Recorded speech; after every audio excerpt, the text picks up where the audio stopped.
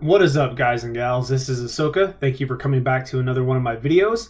Today we're going to talk about story time as far as the Pokemon TCG hobby goes.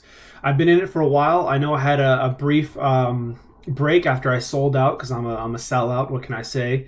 But what I want to talk about is two stories in particular, one positive and one negative, about people in the community and how important it is to really do your homework and know what you're getting involved in. I'm going to make another video on some prices, and I don't know whether or not this one's going to come out before that one, but I think it's really important to know who you're dealing with. A lot of these collectibles are worth a lot of money, so the advice that you're taking, who you're buying your cards from, who you're sending your cards to grade with in particular as well.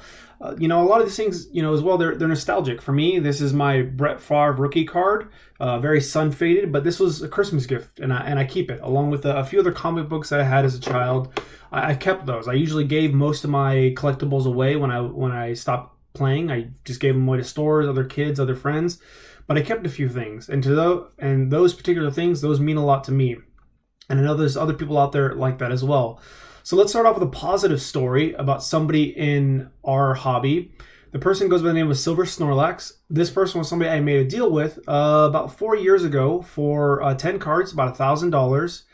And I put a down payment of $500 towards the cards. These were some PSA 10s that I needed for my collection. And I had a good deal. And I was supposed to come back and finish paying them off. And they would ship the cards out to me. Well, life happened, and, for reasons I'll get into later on, I ended up selling a lot of my collectibles and just sort of distancing myself from that part of my life. And so this person, after I came back, reached out to me, or actually, I think I reached out to them first. They saw me on E4, and then we started communicating. They told me that they didn't feel it was right to keep that $500, even though 4+ years had gone by. I negged on the deal, so that's my fault, my mistake. And so this person decided to return the $500 to me. That's something you really don't hear about very often. And that just goes to show you the caliber of the type of person that you're dealing with in this hobby. And they had a good reputation. They used to run a grading service to help other people out. And so that hopefully leads me into the next person where, I have this screen up and I want to show you some stories about some things that allegedly happened. There's no proof whether or not she did commit this, but there's a lot of circumstance and evidence around it. So we'll take a look at the evidence and you decide for yourself, what you believe in the case. But I just want this to be an example of getting to know people in the hobby and really understand what you're getting involved in. A lot of people are new. A lot of people are taking the advice of a lot of other people. And so I want you to really take a look at that. So what we're going to do here is click on this link to E4. The title is Scammer Warning, Stephychu Chin Pokemon. So again, this allegedly happened, but I just want to talk about this post and go over some of the details. And so this is what one of the moderators wrote after gathering some details. So Scammer Warning, Stephychu 25 Chin Pokemon on Instagram. Hey everyone, I'm sure many of you know, the administration of the forum recently determined that one of our users, who goes by the name Stephychu, scammed someone. We take these behaviors extremely seriously, and as such, the user has been banned from the forum. We thought that it was in the best interest of everyone to make a public post in a separate thread explaining the situation and how we arrived at our decision, and also to warn everyone to stay away from buying, selling, or sending PSA cards with this person.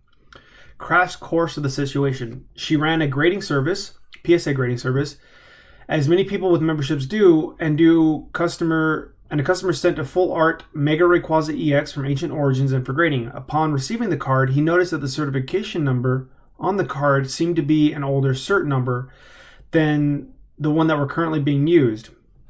So, they were probably in the 4000 series, and the other card was, in a sense, in the 2 million series. So it was noticeable, is what he's trying to say. And older cert number than the ones that were currently being issued. And the card looked different than the one he sent in. And as such, he was suspicious that his card had graded a 10 and was then swapped out with one that had been previously graded by Steph as a 9. Her story, in interest of fairness, her side is, apparently the cert number on the card was retro-signed, meaning that the old cert number was assigned to a new card after the older card had been cracked out of its case and the label sent back into PSA. She showed us emails from PSA that seemed to back this up. However, upon contacting PSA ourselves, the representative that told her this acknowledged he was wrong to provide this information. The emails were not faked as we initially believed. Evidence decision. After extensive review, it was determined that Steph did indeed switch the cards, effectively scamming someone out of a PSA 10 Mega Rayquaza EX Ancient Origins. It's only a $125 card at the time. The evidence to this shows we personally called PSA and they confirmed that they do not reissue certification numbers for any reason, including cards that have been cracked out of their slabs and labels returned to PSA. PSA not only vehemently denied this practice, but flat out told us that Steph was lying. Furthermore, the representative that initially told Steph about the retro assigning of the cert numbers now acknowledges that this information was wrong. The certification on the card she sent her customer, Mega Rayquaza, matches the certification number of the exact same card from one of her previous orders. So that's something as well. She refused to do simple measures that would clear her, like a screen share showing both grade reports. While she did provide screenshots of those grades, screenshot editing is so simple it's laughable. You can refer to the screenshot below confirmation. This was edited by SM Pratt, who has little to no Photoshop experience. You can see he switched the certs up on a Pikachu Illustrator, and that's a Wayne Gretzky cert number. So similar to number 3, despite being given a week to screen share and logging into the forum multiple times per day, she was not able to find time to do a 5-minute task that would clear her completely.